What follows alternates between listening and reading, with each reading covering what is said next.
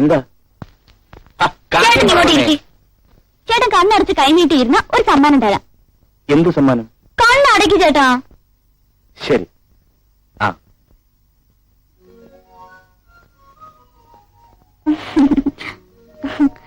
എനിക്കിന്ന് ശമ്പളം കിട്ടി. ഇതാ, ഇത് മോള് തന്നെ വെച്ചോളൂ. വേണ്ട, ചേട്ടൻ തന്നെ വെച്ചാ മതി. നിനക്ക് കിട്ടിയ ആദ്യത്തെ ശമ്പളമല്ലേ, നീ തന്നെ വെച്ചോളൂ. അല്ല, നമുക്ക് കിട്ടിയ ശമ്പളം എന്ന് പറയൂ ചേട്ടാ. ഞാൻ പഠിച്ച് ഉദ്യോഗം കിട്ടി ശമ്പളം വാങ്ങിക്കുന്നത് കാണാൻ നമ്മുടെ അച്ഛനായിരുന്നു ഏറ്റവും വലിയ ആഗ്രഹം. ഇന്ന് എനിക്ക് ആ അച്ഛനില്ല.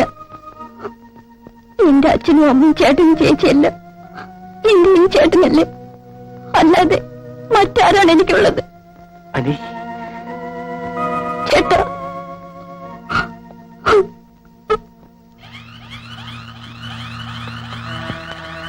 സണ്ണി, ഡിവൈഎസ്പി രാജശേഖരന്റെ പോക്ക് അത്ര നല്ലതിനല്ലല്ലോ. സാറൊന്ന് കഴിഞ്ഞൊടിച്ചാൽ മതി, അവനെ ഞാനൊരു പാഠം പഠിപ്പിച്ചേക്കാം.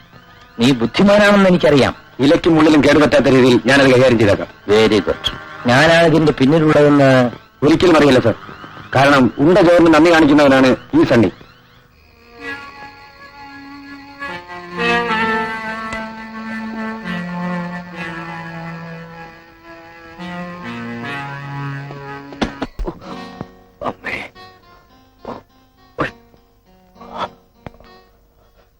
ഇനിയും എന്റെ ചോദ്യത്തിന് നിങ്ങൾ മറുപടി പറഞ്ഞില്ല. സത്യത്തിൽ നിങ്ങൾ ആരാണ്? നിങ്ങളുടെ പേര്? വിനോദ്. എവിടെ താമസിക്കുന്നു? എനിക്ക് പോകണം ഡോക്ടർ. വീണ്ടും തുടങ്ങിയ ബഹളം. ഏതായാലും ഈ രാത്രി ഇവിടുന്ന് പോകാൻ ഞാൻ സമ്മതിക്കില്ല. മഞ്ജു, ഞാൻ ശ്രദ്ധിക്കണം. ഇവിടുന്ന് ഈ രാത്രി എങ്ങും പോകാൻ അനുവദിക്കരുത്. 1 മണിക്കൂർ കഴിയുമ്പം ഞാൻ പറഞ്ഞ് മരുന്ന് കൊടുക്കണം. കഴിഞ്ഞേറ്റം സൂസി, നിന്നോടും കൂടെ പറഞ്ഞത്. ശരി ഡോക്ടർ.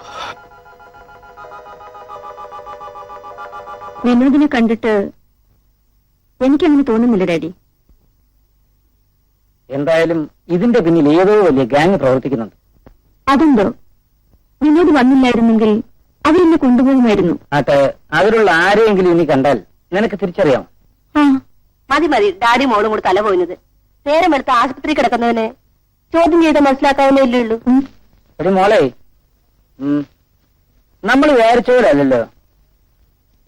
എന്റെ മമ്മയുടെ തലയിൽ എന്തൊക്കെയോ ഉണ്ട്. പിന്നെ